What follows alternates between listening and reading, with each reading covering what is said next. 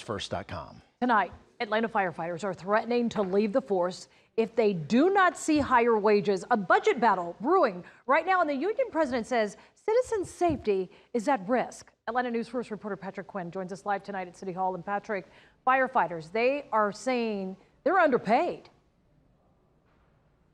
That's what they're saying. And of course, when it comes to wages, are you paid enough? Are you not? It depends who you ask. As it stands, next year, Atlanta firefighters, all of them, will see a 2% increase in their salary. But the union said that's not good enough. And they fear that firefighters will leave Atlanta and go to higher paying pastures. Now, the city of Atlanta, they're firing back, saying that administration for Mayor Andre Dickens has been clear and consistent when it comes to first responders.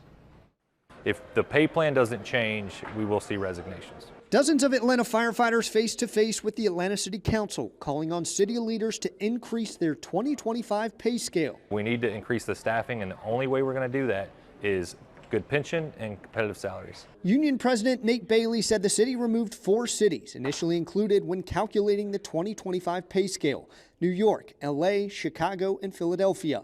Bailey said this decreased the pay scale so that firefighters will only see a 2% salary bump, keeping them below market value.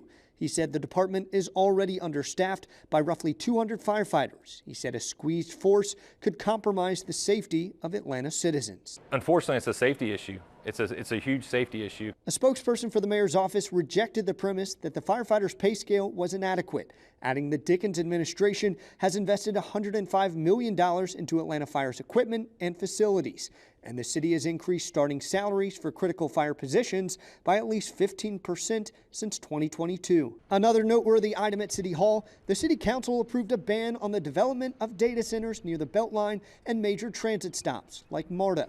Councilmember Jason Dozier said zoning permits for data centers tripled in Atlanta from 2022 to 2023. And with this vote, Dozier said the city's proving they're pro-tech, but argued the city cannot compromise community in delivering development. And I get it, it's part of an international economy and an international industry. So you just build them, but don't build them here. And this ban on data centers, it means that developers will not be able to get zoning permits from the city of Atlanta if they're trying to build within a mile of the Beltline or right near those transit stations. It will go into effect immediately, right when Mayor Andre Dickens signs this legislation, which passed unanimously here at City Hall. In downtown Atlanta, Patrick Quinn, Atlanta News First.